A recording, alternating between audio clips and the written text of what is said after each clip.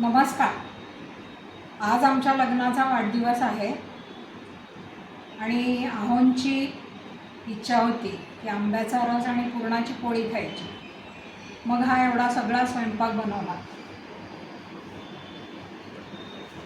आणि पुरणाची पोळी आणि कटाची आमटी कशी केली आहे ते पण तुमच्यासोबत शेअर केलं आहे. हे बघा, आंब्याचा रस आहे, पुरणाच्या पोळ्या आहेत, कोशिंबीर गाजराची, साधं वरण, भात, भजे आणि भाजी बटाट्याची. ही कटाची आमटी.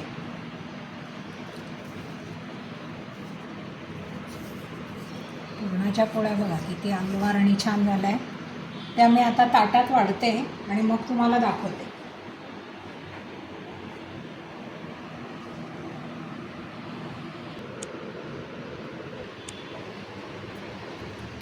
भरपूर तूप टाकलेली ही पुरणाची पोळी, शिवाय वाटीत तूप.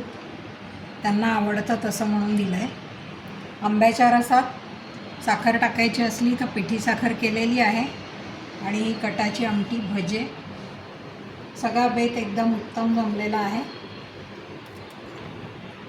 आणि या दोन्हीची रेसिपी मी तुमच्यासोबत शेअर केली आहे, कटाच्या आमटीची आणि पुरणाच्या पोळीची. ती कशी करायची ते आपण बघू. पुरणाच्या पोळीसाठी आपण 4 वाट्या हरभऱ्याची डाळ आणि 5 वाट्या साखर घेतली आहे. 1/4 पट साखर घ्यायची डाळीच्या, म्हणजे मग पुरण जास्त छान होतं. आता ही डाळ मी भिजत घालते आणि नंतर 2 तास भिजवून मग कुकरला आपण शिजवून घेऊ. 4 वाट्या हरभऱ्याची डाळ आपण 2 तास आधी भिजवून ठेवू, म्हणजे ती लवकर शिजेल.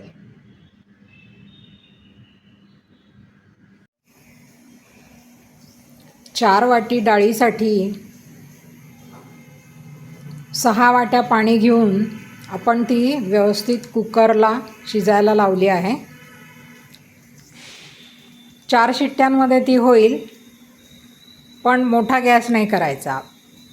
मीडियम गॅसवर 4 शिट्ट्या होऊ द्यायच्या, म्हणजे मग ती व्यवस्थित होईल.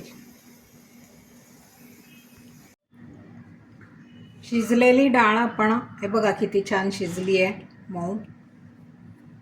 ती आपण चाळणीत ओतून असं पाणी काढून घेतलं आहे, कारण मला हे कटाच्या आमटीसाठी पाहिजे. आता थोडा वेळ राहू देते आणि सगळं पाणी निघून गेलं की या कढईत ही साखर आणि ही डाळ एकत्र शिजायला ठेवते.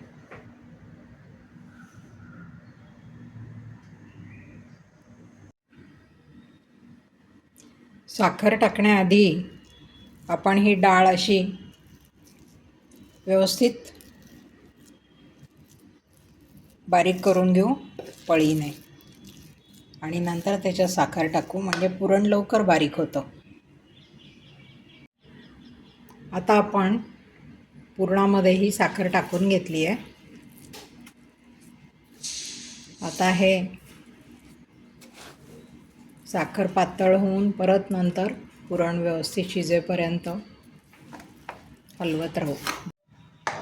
हे पुरण आपल्याला पातळ झालं आहे साखर टाकल्याने असं वाटतं, पण हे शिजलं की हळूहळू घट्ट होतं.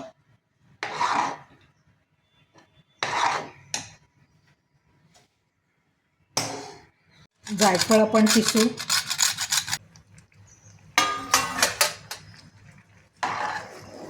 जरा शेवटी घालायची, म्हणजे तो वास टिकून राहतो छान. जायफळाचा फक्त मी जायफळच घालणार आहे, बाकी काही नाही घालणार.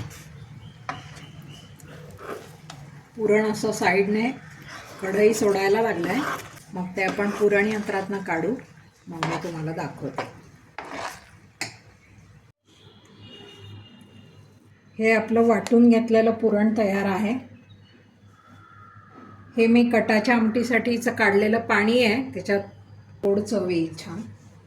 आणि आमटीचा मसाला करण्यासाठी कांदा आहे, खोबरं आहे, धणे आणि बडीशोप, थोड्या मिरच्या, थोडा हा खडा मसाला आहे, दालचिनी, लवंग, मिरे आणि मोठी विलायची, लसूण आहे, अद्रक आहे, 1 तेजपान, जिरे, खसखस, तीळ आणि ही वाळलेली कोथिंबीर त्याच्यात छान लागते म्हणून ती.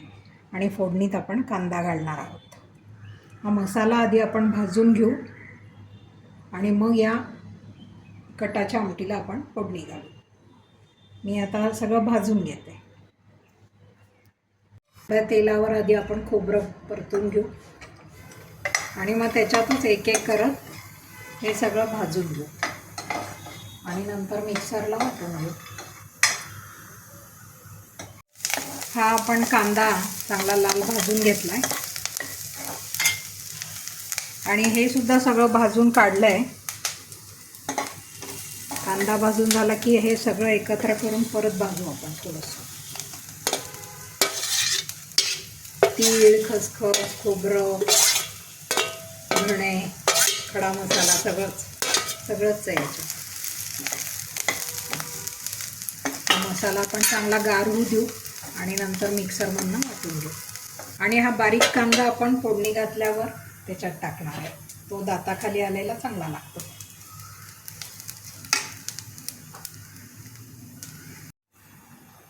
आता आपण तेल टाकू थोडं. याला तेल थोडं जास्त लागतं ना कटाच्या आमटीला, म्हणजे मग तो तवंग येतो आणि छान दिसतो. मोहरी टाकू.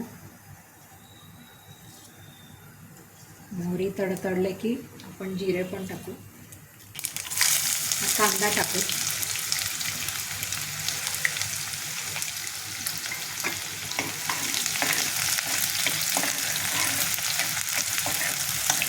कांदा जरा भाजून झाला की मग आपण हा मसाला टाकू. हा मी वाटून घेतला आहे सगळा मसाला. गार झाल्यावर तो टाकू.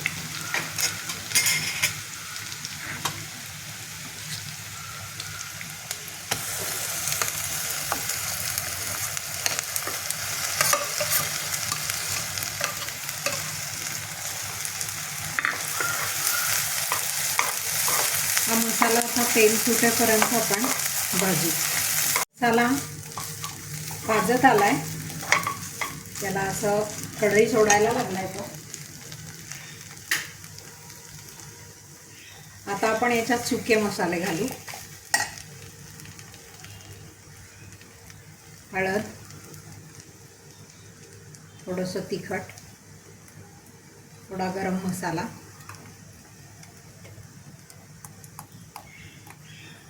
थोडा हिंग,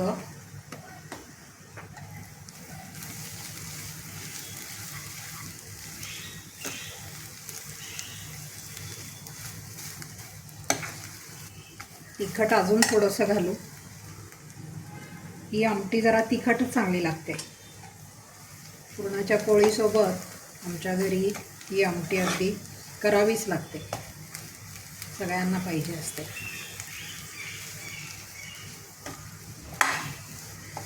आता आपण हा काढून ठेवलेला कट टाकू.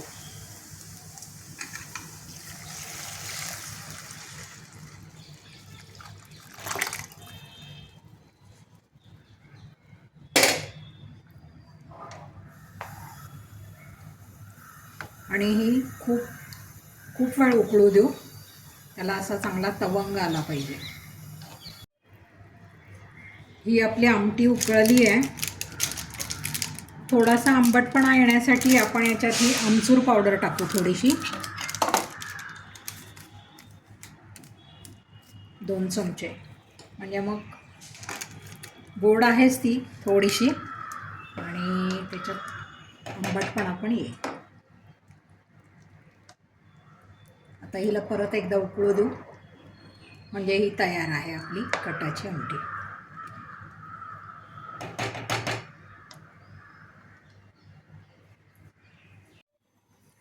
पुरणपोळीचं पीठ घेताना नेहमी चाळूनच घ्यायचं.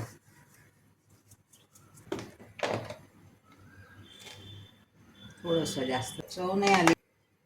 गरम तेल टाकू. तेलाचं मोहन टाकू.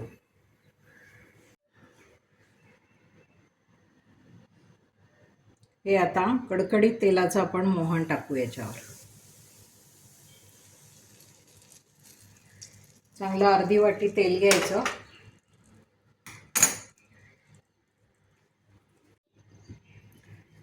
हे तेलाचं मोहन आपण असं कणकेला चांगलं चोळून घेऊ हाताने. गार आणि आता आपण हे पाणी टाकून भिजवून घेऊ.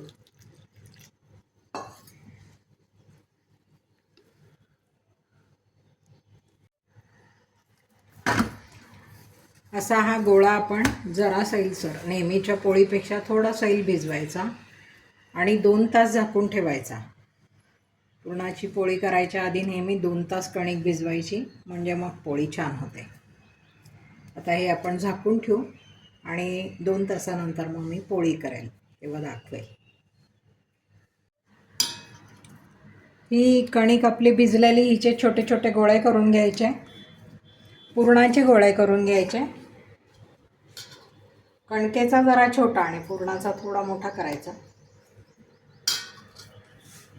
एवढे गोळे करून घेते मी.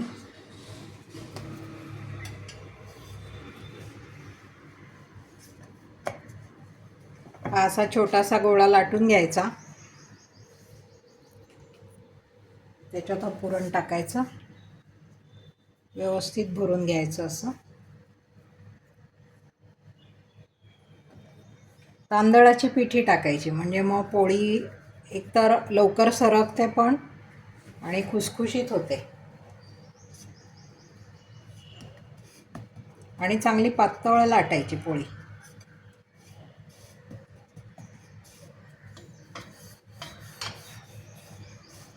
म्हणजे मग ती कुरकुरीत होते छान. जाड केल्या की त्या मऊ पडतात.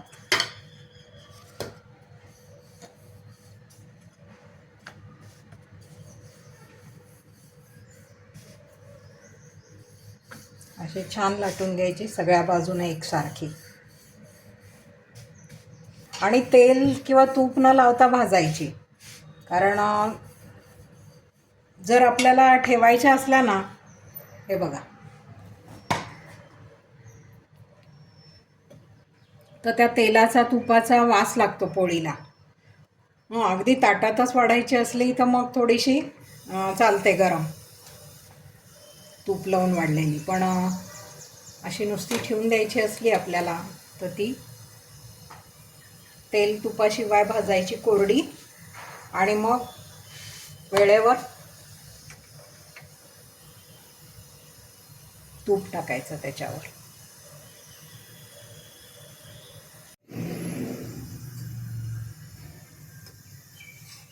ही पोळी दोन्ही बाजूने छान शेकून घ्यायची.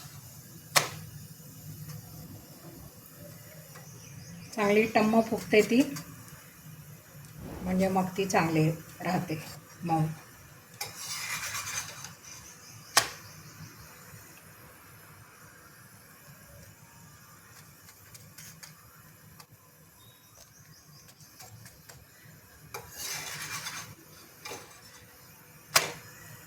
हे बघा, दोन्ही बाजूने अशी छान शेकून घेतली आहे.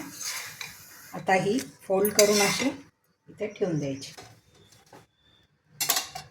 अशा सगळ्या पोळ्या आपण करून घेऊ आणि एका मस्त कपड्यामध्ये गुंडाळून छान पांढऱ्या ठेवून देऊ. मग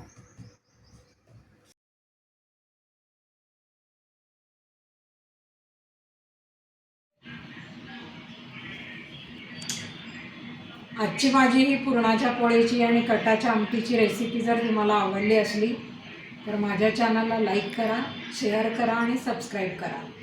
घरी केलेली पुरणाची पोळी नेहमी चांगली असते आणि ही पारंपरिक पद्धत वापरून व्यवस्थित केली ना तर त्याची टेस्ट खूपच चांगली असते. आजकाल झटपट पुरणाच्या पोळ्या करण्यासाठी कोणी डाळीचं पीठ भाजून करतो, कोणी डाळ्या वापरून करतो, पण ही जी आपली पारंपरिक पद्धत आहे ना त्याने केलेली पुरणाची पोळी म्हणजे अगदी A1 होते. व्हिडिओ बघितल्याबद्दल